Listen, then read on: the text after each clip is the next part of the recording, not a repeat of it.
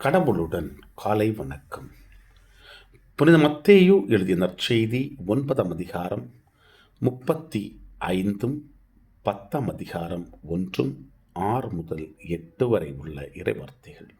அக்காலத்தில் இயேசு நகர்கள் சிற்றூர்கள் எல்லாம் சுற்றி வந்தார்.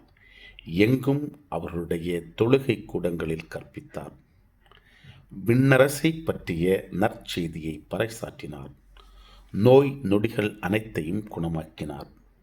திரண்டிருந்த மக்களை அவர் கண்டபோது அவர்கள் மேல் பரிவு கொண்டார். அவர்கள் ஆயரில்லா ஆடுகளைப் போல அலைக்கழிக்கப்பட்டு சோர்ந்து காணப்பட்டார்கள். அப்பொழுது அவர் தம் சீடரை நோக்கி, அறுவடை மிகுதி, வேலையாட்களோ குறைவு. ஆகையால் தேவையான வேலையாட்களை தமது அறுவடைக்கு அனுப்பும்படி அறுவடையின் உரிமையாளரிடம் மன்றாடுங்கள் என்றார். இயேசு தம் சீடர் 12 தம்மிடம் வரவழைத்தார்.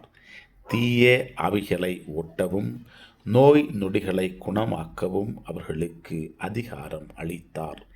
இயேசு 12 அறிவுரையாக கூறியது, வழி தவறிப்போன ஆடுகளான இஸ்ரவேல் மக்களிடமே சொல்லுங்கள்.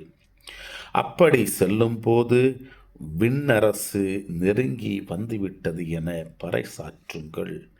நலம் குன்றியவர்களை குணமாக்குங்கள்.